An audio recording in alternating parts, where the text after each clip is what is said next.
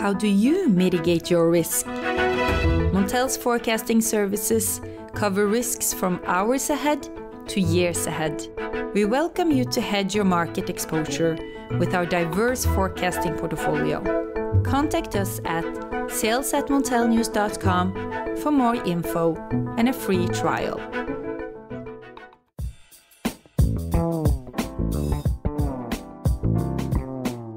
Hello listeners, and welcome to the Montel Weekly Podcast, bringing energy matters in an informal setting. In today's pod, we will discuss the expansion of renewables across Europe and the ways in which to finance green energy projects across the continent. In particular, we will delve into the complex world of power purchase agreements, or PPAs for short, and what's happening in this segment across many countries on the continent.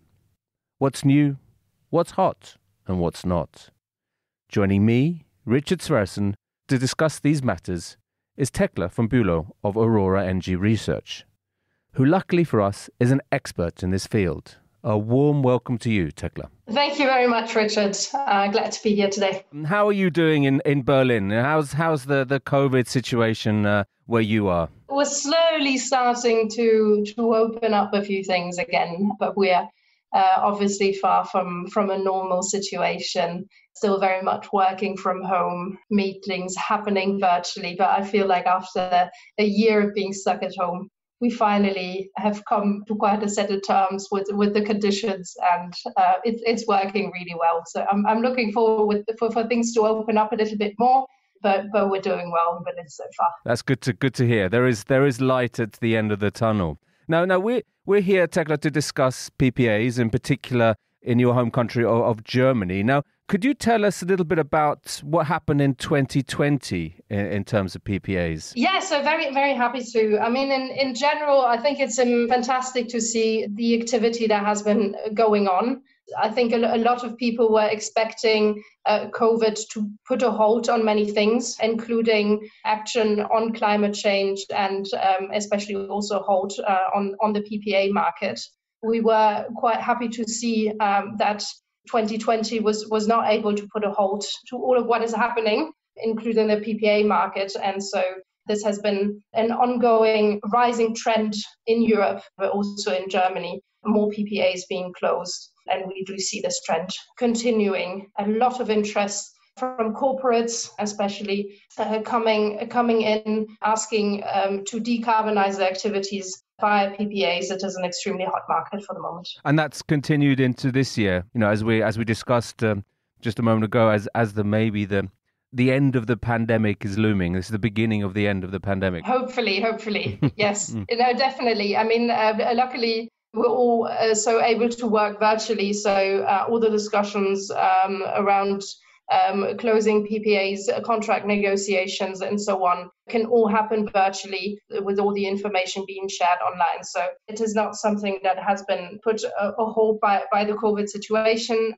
And if we look at the general market development, also with quite a bit of volatility last year, this also, since we're looking at PPAs, which is looking at the long-term developments of our prices, depending, of course, how long or what kind of tenors we're looking at, but it has been something that hasn't put a hold in closing PPAs. Absolutely. So, I mean, could you talk us through the sort of main types that you're seeing? You mentioned corporates. Is that the main type of PPA deals that you're seeing or have seen so far in the last sort of 12 months? Well, you have to differentiate between the corporate activity happening, but of course you also have utility PPAs that are strong in the market as well as kind of intermediate structures where you have an intermediate player having the relationship with the asset and then selling on to another party.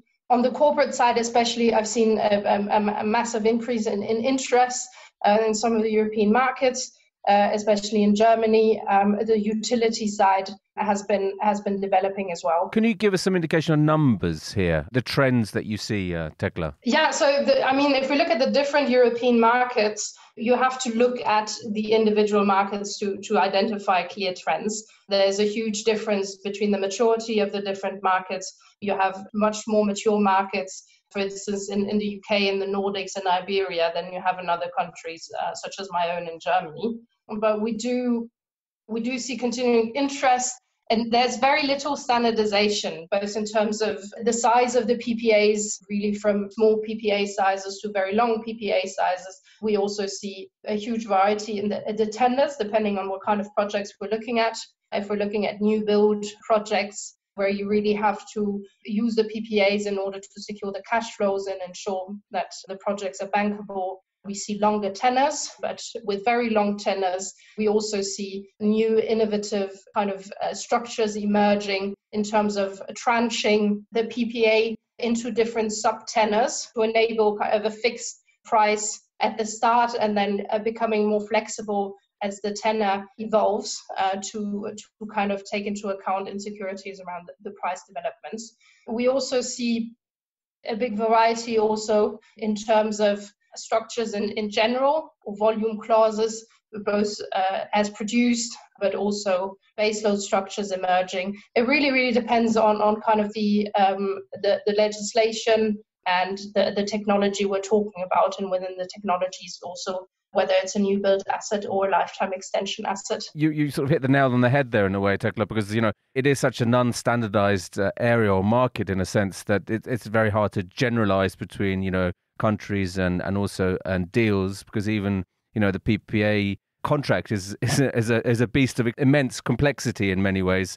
But if I could say, you've highlighted some areas, some innovative deals that are emerging. Are there any other standouts that you'd like to tell us about? Yeah, so an interesting trend that I could see emerging is, especially when we talk about the corporates, is whether the corporates will continue to have the direct relationship to the assets, right? Putting their logos on the wind farm and saying, this is our wind farm, the one we're procuring the green energy from. Or do you are you more of a price hedger, and are you less interested in kind of direct relationship with the asset, just asking the seller to ensure that a certain price level is given and a certain load is provided, but less kind of having the needs to have this direct relationship with the asset, right? It's quite interesting when you see really short-term tenors between corporates and developers, where the seller is actually carving out a PPA from the existing portfolio to provide the buyer with what is required by the buyer. So quite an interesting development in that sense. So corporates, selling themselves as green here is very, very important. Whether that's naming the wind turbines or on the solar panels or whatever, this you see is becoming more and more important? It really depends on what corporates we're talking about. There's some of them which we called kind of the green image seekers, the one that really have high stakeholder pressure, and the ones that really want to demonstrate their green activities. These will be the corporates that would be more interested in putting their logo on a wind farm. But if we're talking about very energy intense companies, where the price of a PPA actually makes a huge difference in terms of their commercial competitiveness, the likes of kind of the metal industry, for instance, or the chemical industry, they are looking for good deals, and here kind of the direct relationship with the asset might become less important. The other really interesting or important aspect, if we talk about corporates especially, is the point around additionality. So ensuring that you are greening the local economy, which is something that, especially, for instance, the big tech that are coming in are really interested in, ensuring that the PPAs that they close have the stamp that a project might not have been developed without the PPA that they're closing. Is something that will also become increasingly important now with the RED II implementation. So the Renewable Energy Directive of the European Union, which is being translated into national law. What kind of sectors are the green image sellers? I mean, it's fascinating. Are we talking tech? Are we talking, transport? What kind of area, or is it across the board, Thekla? Yeah, so the green image seekers are really the ones that have, in our categorization, really have high stakeholder pressure, which is both from their end customers or end clients, as well as their own employees and more the shareholders also. So typically we're talking about the big retail companies, the hotels, also in some sense the transport, automotive companies, depending on how they calculate their emissions and so on and so forth, right? So the green image seekers are the ones that not necessarily have high energy intensity, while what we call the green giants have, in addition to high stakeholder pressure, also have a really high energy intensity and are looking both for the green image or the publication of their green image, but also really looking at the price. Very interesting. And of course, this aspect of additionality is key. Now, in Germany, would you say that Germany is a kind of sleeping giant here in the PPA market because of, a lot of the feed-in tariffs are coming to an end? We're seeing wind farms that are no longer receiving subsidies and also changes to the guarantee of origin legislation. Can we expect to see more demand or bigger moves, bigger activity in Germany than we've seen before? I mean, maybe that's a bit of an obvious question because we probably see it, but what's your view here, Thekla? Yeah, no, so definitely. I mean, it's a market that is becoming more and more interesting. And I mean, compared to other European countries where we're in a quite early phase still, but I think it's a very interesting and exciting market to be looking at. So again, you have to differentiate between the different technologies, right? So on the solar side, you can, in terms of PPAs, so most of the PPAs in Germany are in solar and will continue to be. On the solar side, we see merchant build-out for everything that is not eligible to go into the auctions, which is everything above 20 megawatt. These actually are really interesting projects because they do comply with the high additionality requirements. So great projects that require PPAs in order to ensure bankability. You also have a little bit of lifetime extension coming in. So the solar assets will run out of the 20 years subsidy scheme. So these will also in part be looking for PPAs for some lifetime extension. But on the solar side, it's mostly kind of the merchant build out in addition to a PPA. On the onshore wind side, this is a market that is very much, as you might know, lagging behind or has been slowed down in recent years with auctions being heavily undersubscribed. So we nearly don't see any merchant build out until the end of the decade. Thus also means that you will see very few PPAs being closed in the onshore wind segment. What you do see, though, is some lifetime extensions, again, so for all the plants that run out of the EEG subsidy scheme in Germany are eligible to provide the opportunity to continue running with a PPA. And it is being used as some projects still require secured cash flow for the land leases, for instance. The offshore wind will be really interesting. We have currently the zero bid offshore wind parks from the tenders of 2017 and 2018, the big one from Ørsted, Borkum Riffgrund 3, and the EnBW He Dreiht. Both will be, or in the case of Borkum Riffgrund 3, have been already closing PPAs, might be more coming. So these are really, really high quality PPAs in terms of additionality with really long tenors. And these are the ones that also provide the big volumes and enabling some of the corporates to decarbonize via the offshore wind part. In all the other countries, you really have to look at what kind of technology we're looking at, what kind of asset. Many countries have opted for auctions and contracts for difference, also known as CFDs. Thekla, can you explain the differences and how these may influence PPA deals? So I mean, specifically looking at Iberia, for instance, we do see a kind of a competition between going into the auctions and building out fully merchant.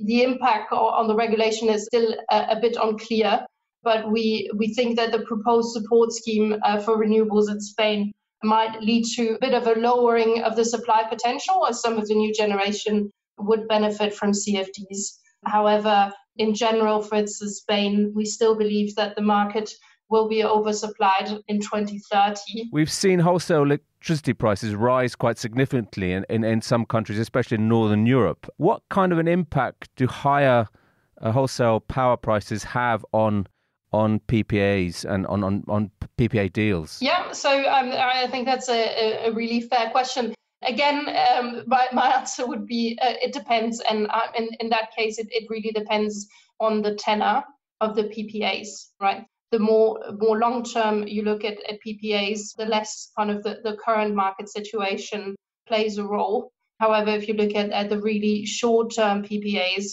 you have to, or oftentimes it's being used as a hedge, and there you would have a stronger impact on kind of more recent developments on market prices.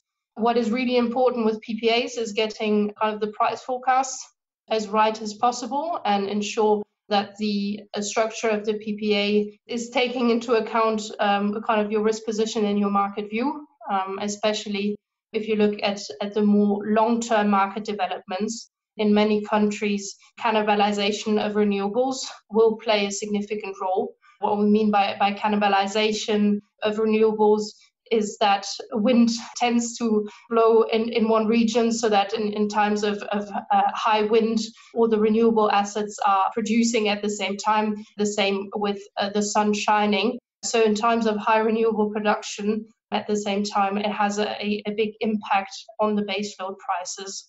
So having a good view on how renewable expansion will develop over the next couple of years, taking into account also insecurities around regulation and government targets of renewable expansion, is really important to feel comfortable with the PPA pricing.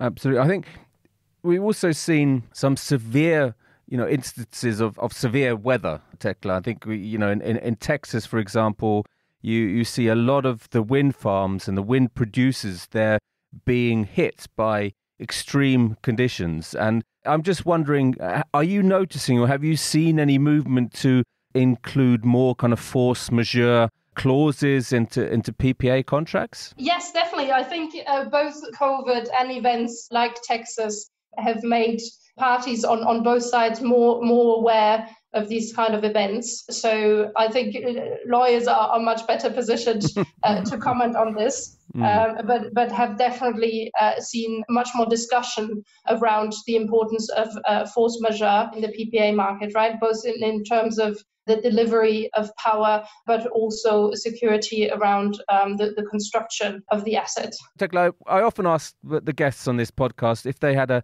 wish. What would they want from the regulators or the policymakers in their countries or in their markets? So what would your wish be for Germany and its policymakers? From our analysis, it's become quite apparent that Germany will need more renewable expansion in order to really achieve the targets set in terms of getting on the road to net zero. And in Germany, it will be very much about enabling more expansion of offshore wind, but also reducing the hurdles for onshore wind, ensuring the participation on onshore wind auctions, reducing regulatory hurdles around the extension of lifetime, but also repowering of assets falling out of the subsidy scheme after 20 years. I think there's an enormous willingness of both the suppliers, the utilities, or in general the sellers of PPAs to push this market forward. And on the corporate side, very much so as well, trying to understand how they get to net zero through PPAs, but also through other ways. The German government, and it will be interesting because we have general elections this year, to see how the different parties will plan out this topic for Germany. Excellent, Thekla. I think we'd like to welcome you back. Perhaps after the election would be a good time. Absolutely. But thank you very much for being a guest on the Montel Weekly podcast this week, Thekla. Pleasure, Richard. Thanks a lot. So listeners, you can now follow the podcast on our own Twitter account, aptly named the Montel Weekly Podcast. Please direct message any suggestions, questions, or let us know if you think you have a good idea for a guest on the show. You can also send us an email to podcast@montelnews.com. Lastly, remember to keep up to date with all that's happening in energy markets on Montel News. You can subscribe on Apple Podcasts and Spotify, or wherever you get your podcasts from. Thank you and goodbye.